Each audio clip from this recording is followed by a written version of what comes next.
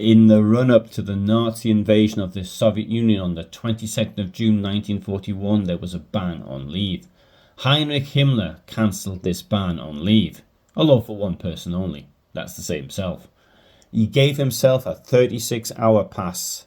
Perhaps he felt that as the panzers fell on the Red Army and his Einsatzgruppen fell on unarmed civilians, he'd be too busy to see his wife and daughter. Himmler's wife had had a problem at home. While she was in the bath, the water heater exploded and she required stitches at the hospital in Tegernsee. So he flew from Berlin to his private home on Lake Tegernsee. On Thursday the 19th of June 1941, this photograph was taken in the Valette Valley, close to the former Austrian border at Kufstein. During this trip, Himmler knew exactly what would happen in less than 72 hours, just before dawn on Sunday. It was Operation Barbarossa, the invasion of the Soviet Union, then still an ally of Nazi Germany.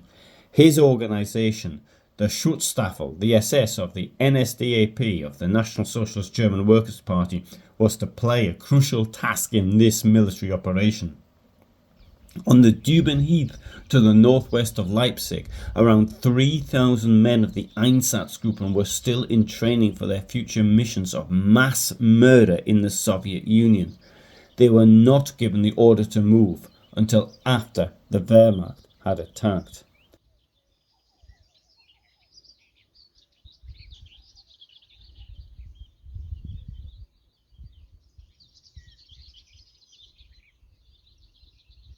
It would seem that Himmler didn't say a word about this to his wife Marga. We know this from her letters. "Now we're at war again. I knew it. I didn't sleep well at all," Marga Himmler wrote to her husband shortly after hearing the news of the attack on the Soviet Union on the morning of the 22nd of June 1941. But as a caring wife, she also had some good advice for her husband. "There's still a can of caviar in the fridge. Take it." His daughter Gudrun also sent a letter to her father on that day. "It's terrible that we're going to war with Russia. They were our allies after all." And the 11-year-old girl added another concern in her letter. "Russia's so big. The struggle will be very difficult if we want to conquer all of Russia."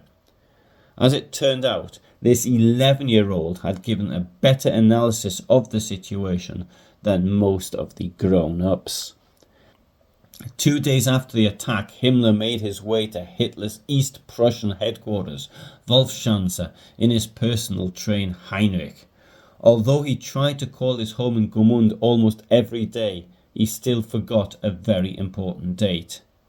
"I felt so sorry that I forgot our wedding anniversary for the first time," Heinrich wrote to Marga on the 7th of July 1941, 4 days late. "There was quite a lot going on these days," adding that the fighting is very hard, especially for the SS. If you'd like to know more about the personal life of Heinrich Himmler, I've done a much longer video on the subject, then click on the attached video for more about his crimes and his role in the Holocaust. Then subscribe to my channel. Thanks for listening.